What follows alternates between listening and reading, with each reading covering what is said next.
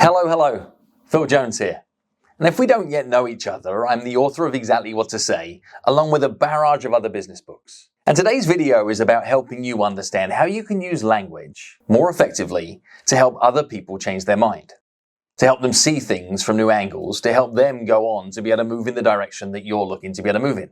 And how does this show up in your life? Well, it might be helping a potential new client or prospect to be able to realize that you're the right solution. It might be inside the workplace that what's happening is that you cannot agree on a direction of travel. Could even be inside your relationship and that you're looking to become more aligned on the journey that you're going on together. But before I get into helping you understand how to change people's minds, I need to let you know that you can't. You cannot actually change somebody's mind. What you can do is help them see things from a different perspective. I'll try and prove it to you for a second. Tell me what you see. Like what you see is a book, right? That's what you see. What do I see is I see a black pen. Now we could stand here forever and a day and we could argue this point out. And I could say that this is a black Sharpie pen and you're like, that's a book, you idiot, Phil. Right? That's not a pen. It isn't until we shift perspective, start to see things from a different point of view, that we can both go on to be able to agree that the new normal is now the current normal. That this is a book and a pen. So what do we need to do to be able to help other people see things from different points of view? I'm going to work through a series of words from our role play deck, just to allow you to understand that each sequence of words has purpose. Perhaps help you understand some of the science behind the word choices, some of the principles around influence and persuasion, so you can be more intentional. Because my book, Exactly What to Say, is positioned as a book of magic words. But shh, it's not really. It's a book of principles around influence and persuasion, disguised as magic words. See, I've learned that if you teach people principles, they struggle to find examples, but if you teach people examples, they trip over principles. Let's see how some of these principles show up in practice. See, if I was looking to change somebody's mind, my starting position would be not looking to change their mind, but questioning the source of the foundation of their current point of view. How do you do that? You ask a "what do you understand" question. See, when I ask somebody is what do you understand about us and the way we do things differently, people have to explain themselves and clarify. When I ask somebody in a leadership conversation is, well, what do you understand about why I think that might be the best course of action? They have to explain themselves. In your personal life, when you say to somebody, look, what do you understand about what is important to me in this relationship? They have to explain themselves. Now what we're starting to garner is context. We're starting to garner an awareness of their point of view and where its source is. Only once you've listened to that other point of view, started to see the thing from their point of view and their circumstances, you can ask another question. And you'd shift perspective by finding out how experienced they are of dealing with situations like this. Now, say, for example, you're looking to win over a vendor. Could you ask, well, what is your experience of working with organizations like ours? Could you ask questions like, what is your experience of the results you're achieving right now without having our services? Could you ask questions like, what is your experience of delivering on solutions as complex as this? Now what they have to do is they have to tell you more about their current circumstances, their situation. And those same prefaces of what is your experience can show up in leadership and in personal conversations. So we've checked the source, we've found out how experienced they are. What we have to now find out is it worth it? And if it is worth it, how worth it is it? So what we do is we ask a how important is it question. How important is it to you that you achieve X for Y? How important is it to you that this problem goes away in your business? How important is it to you that we achieve that outcome as an organization? How important is it that we are both happy in this relationship? And what you're going to get is you're going to get people say, yeah, it's important. But remember I asked how important. Might mean that we'll use tools like a sliding scale. So like on a scale of 1 to 10, with 10 being it's essential and 1 being it's a nice to have, how important is it? On a scale of 1 to 10, with 10 being that this is mission critical for your business and 1 being it's just a cute idea, how important is it? See, with these 3 questions alone, I'm starting to be able to build a more meaningful picture. I'm starting to shift perspective. But if you are to influence other people, you also have to be influenceable yourselves. And by asking questions of this nature, you're starting to see a picture. You're starting to understand what's experiencing their current point of view. You're starting to find out how important it is for them to make the change that they're looking for. See, the work of influencing others often has a huge amount to do with you re-educating yourself first, as well as them being re-educated through the process. If you're starting to be able to move somebody, the first thing you need to do is to create doubt. If their point of view is going to start to change, they need to be less certain that their previous point of view is serving them in this new environment that's just been created. That's why we'd ask a how certain are you question. Because if you want to create doubt, you question certainty. Like, how certain are you that you're going to achieve that outcome without our help? How certain are you that your idea is going to get us the results that we're looking for? How certain are you that you are doing everything that you possibly can do in order for us to be able to make the improvements we're looking for? See, it starts to wobble, starts to wiggle a little. You should start to be able to see that these questions can stack together. What do you understand? What is your experience? How important? How certain are you?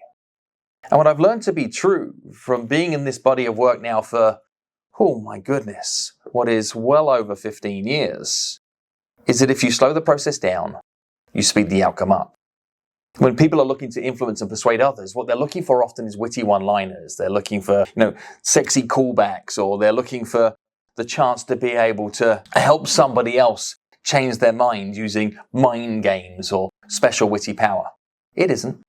It's about being considerate, empathetic, understanding, and going slow.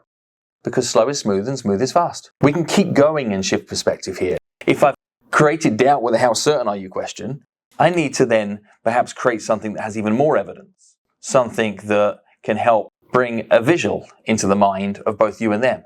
Create a piece of universal truth. Create universal truth by asking a when was the last time question. Let's just say that this is you looking to win business. Let's say that what you have is a software solution that is going to help organizations achieve more with less. You can say, well, what do you understand about the kind of results that we achieve for others and how those results could be beneficial to you? They say not much. You say, well, what is your experience of these kind of challenges showing up in your workplace? And they're like, well, yeah, we got that.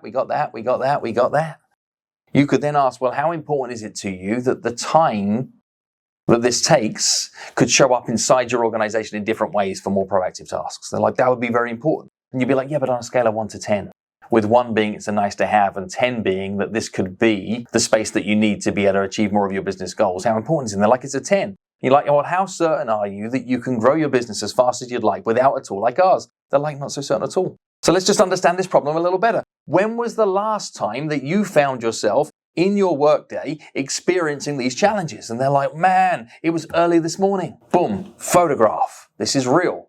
But if you're going to use a when was the last time question, what you're then going to need to do is sometimes scale it. So behind a when was the last time question, you might ask, well, how often? And then for how long? So when was the last time that you found yourself in a situation experiencing this problem? They're like, oh, it was this morning. How often does that puzzle or problem show up in your world? They're like, man, it's every day. And for how long has this been an issue for you? Oh, it's been an issue as long as I've been here, at least the last 6 years. Can you see how their minds are being changed as the perspective is being moved a few degrees at a time? Because now what we want to better do is to bounce the conversation forward. One of the easiest ways to be suggestive without getting pushback or resistance is to present your idea with the preface of words, could it be possible? Could it be possible that this solution is exactly what you're looking for? Could it be possible that with these tools in place, you wouldn't be experiencing these problems? Could it be possible that this is the exact medicine you're looking for? You see what we've now done? We've created movement. There's a direction of travel in the conversation. People are starting to go towards the new normal because we understood the chaos and now we're starting to create new order. And because we've created movement with the could it be possible, what we can now do is play in the hypothetical because the gray space is a play space because it's a safe space. And people make decisions based on emotion over logic.